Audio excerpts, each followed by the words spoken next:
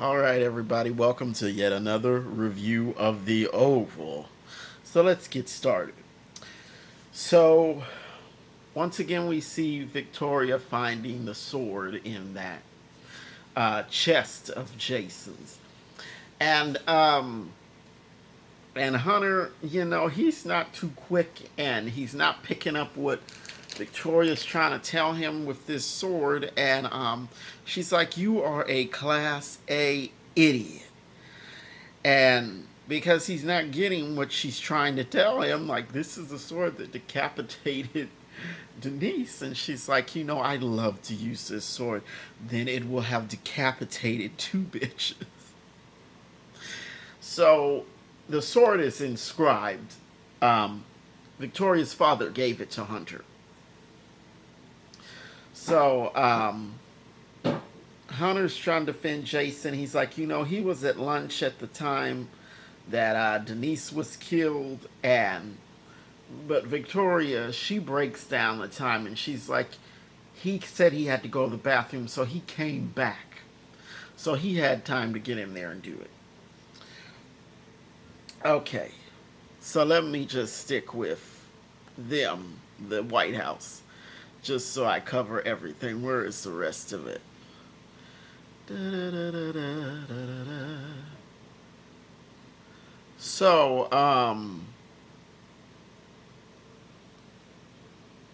sorry, just take me a second. Okay, so anyway, so later on, Hunter has finished stuffing Jean in that box. I'm guessing that he cut her up, and Victoria's like, "I'll take it from here." So all the work is done, and I guess Victoria's gonna figure out, okay, how I'm gonna ditch this chest. And so Jason arrives, and he's just gonna like, "Oh, I need to go to my room." And Victoria's like, "You get," she's like, "Get your ass back here." And of course, he's gonna play dumb when she asks him, "What's under your bed?" And he's just like, "What?" And she tells him, "Open the trunk." And Hunter tells him, "Don't do that." And the most ridiculous thing came out of Jason's mouth. So now he's gonna try to say, "She tried to kill me. She fell. It was an accident." And Victoria's like, "Oh, and the bruises around her neck were an accident too." So of course Victoria is not buying this, and I'm like, so he's gonna go with Jean tried to kill him. I'm like, come on. And then regarding Denise, Jason's like he's saying he didn't see her, and Victoria said before in the episode that he likes to explore, so he could have got in that room and you know killed Denise. So, but Jason is saying he never saw her, and Victoria has had it. And he hit and she hits him, and that sets him off, and then he's choking her like this, and um, Hunter is able to break that up. And then she's like, "So am I going to be your what did she say? Your second victim?" And he goes, "No, fourth." So basically, he was admitting that he was admitting that he killed his grandmother, because they already know that he killed Jean and Denise. So he just admitted that he killed his grandmother, and that he was trying to make Victoria his fourth victim. Okay, on that was the end of the episode, but let me get to the rest of the episode. So back at the cabin, Max is saying, well, Hunter has everybody on his side, Congress, the DOJ, all of that, and they're not going to go for they're not going to flip, they're not going to go for bringing him down. And Diane, she still wants to try. She says, "Well, I have DNA from a dead girl who was in the White House." And Max says, well, they'll just make sure it can't be used. And he talks about the mattress, the bloody mattress, and he says what was in that van that blew up, and he says, but I may have cut the pillow top off. So Max was very smart, and he preserved that evidence. Um, and Diane, she wants to broadcast everything, and Max is saying, they'll kill me, and they'll kill. I guess they'll kill them all. And he's saying, we need more. And then Lily says, well, I overheard them talking about that the president killed someone. Um, so let's stay with this. So later on, Max tells Bobby, we aren't going to live through this.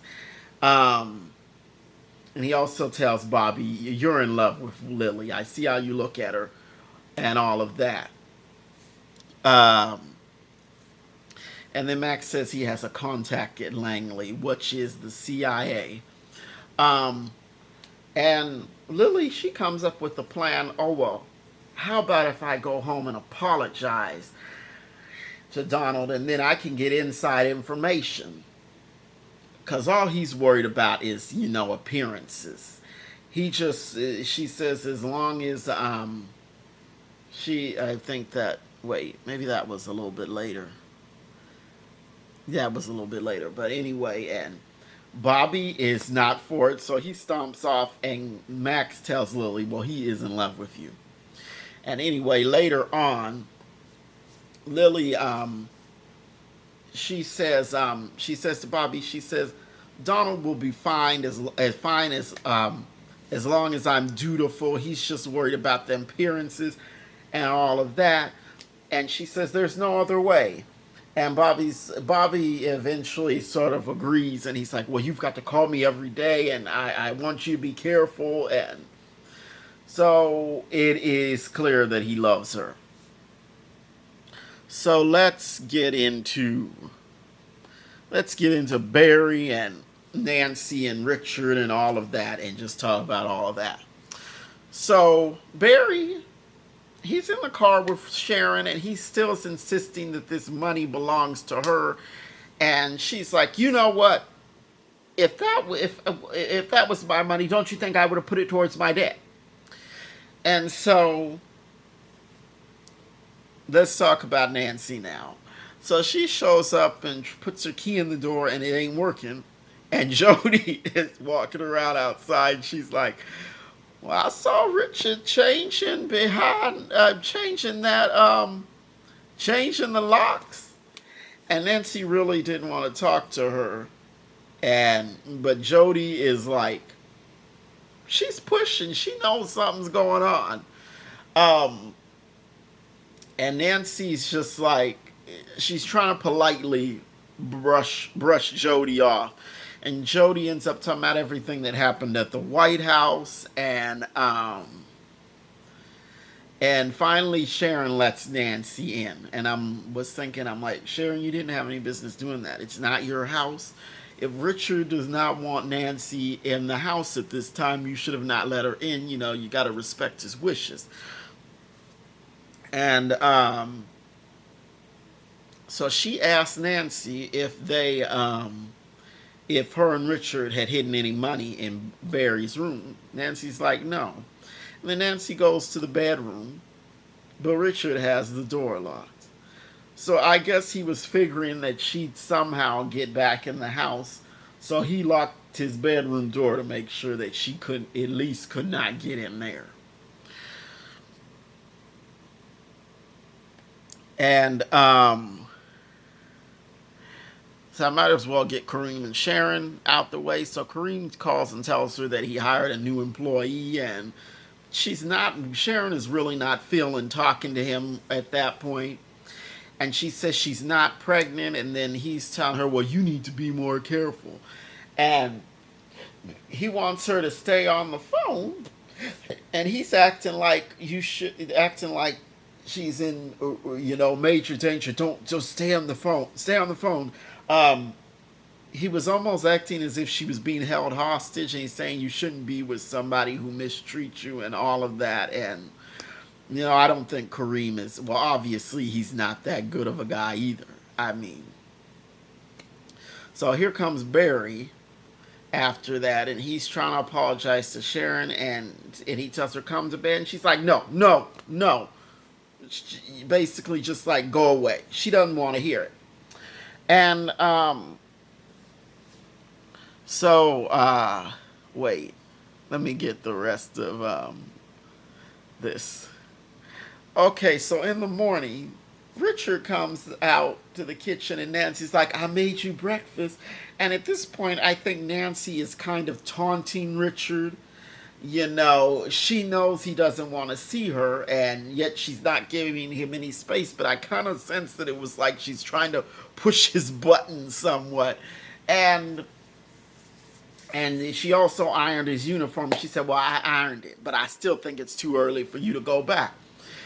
And he tells her to leave, and she's like, fine, I'm going to the funeral home. I got it paid for. And he asks who paid for it, and she does not say how she got the money, but she does not say.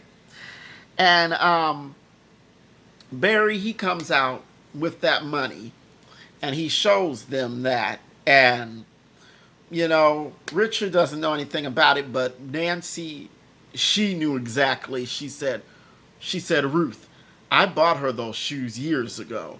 And that was the box that they're in. So Nancy, she picked up on that. And I'm glad that somebody has said where the money came from. And then Barry had the nerve enough to not want to apologize to Sharon. He's like, shouldn't you be at work?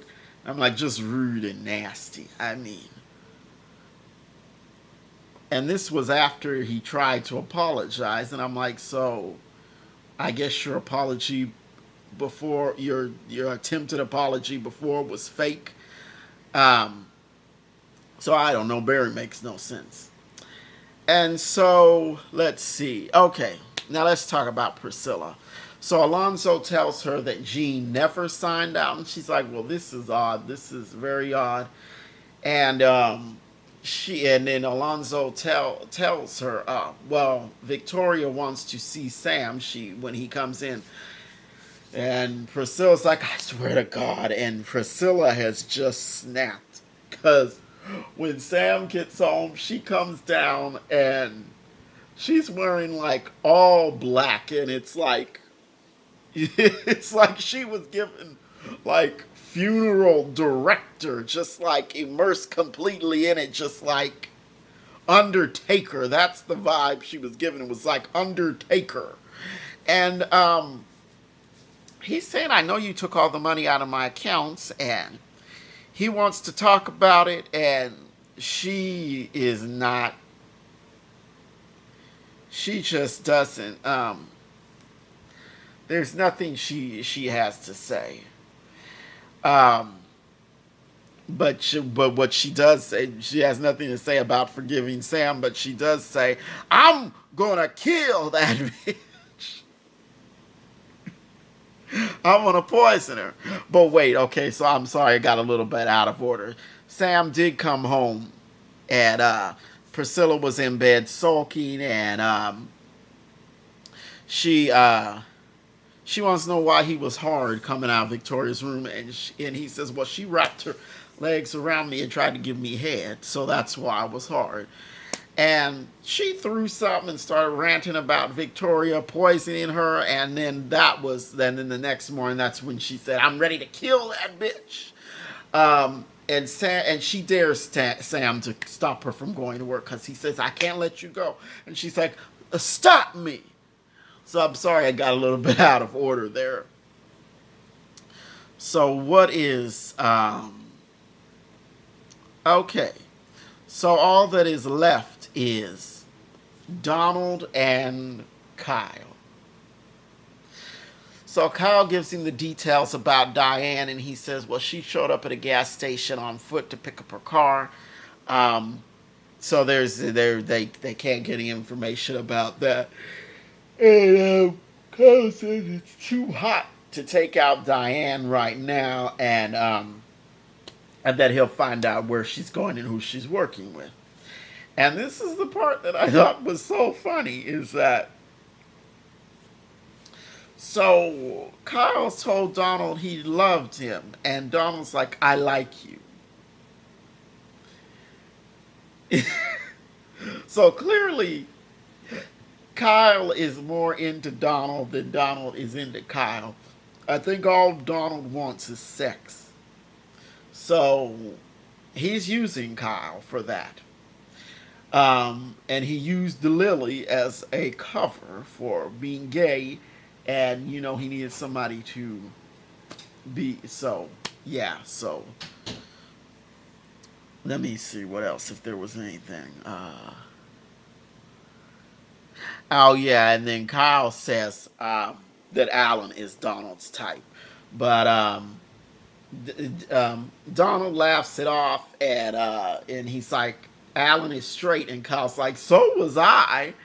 And Donald's like, yeah, right, you were straight. But anyway, that was it with that. And I think I got everything. I hope I got everything. But if I forgot anything, please just tell me, and I will discuss it in the comments. So thanks for watching my review. As always, like, comment, and subscribe, and I will see you the next time. Bye.